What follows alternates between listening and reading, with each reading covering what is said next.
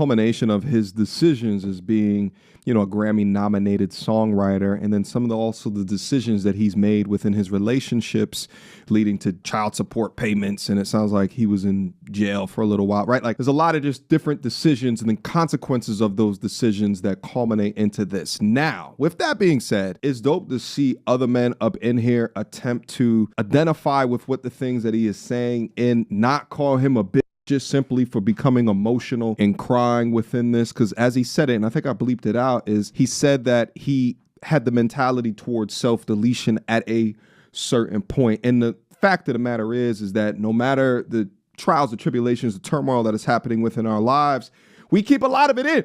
So we walk around like we got Atlas on our backs, as if we are carrying the weight of the world on our shoulders. So it's dope to see a community vibe like this, right? Like supporting him live as he's obviously going through a rough patch in life. I mean, shit, $2,000 for child support when you ain't got it like that. But on the flip side of the coin, I often see young men like this. And when I say young men, I'm being respectful. I believe he's 40 as me. We're both the same age. But I often see young men like this make it to my age and effectively not be happy with some of the choices that they have made throughout their lives, and looking at the mannerisms and they talking about I'm a gangster and like all of this shit like that. Oftentimes, I always say this, I just want to put brothers like this in a noogie earlier on and just teach them certain concepts of manhood, masculinity, the power of letting go of your ego and prioritizing responding to situations as opposed to being reactionary, right? Because life is about chess, not checkers. If you playing by checkers, you will get checked. You can't be out here splashing off in women that you barely even know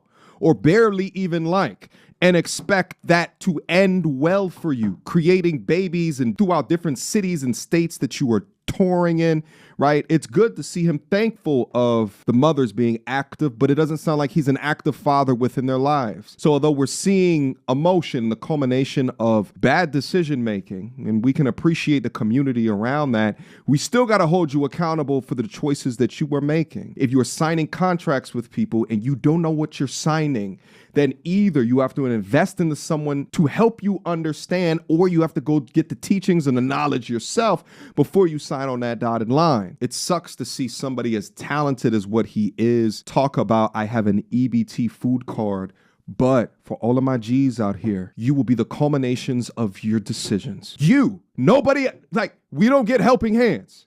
You, your choices and your decision. That's what it's called being accountable. And I'm not saying that he's not accountable, but you must understand that your life must be calculated. It must be a series of calculated steps that you have to intelligently think about, because if not,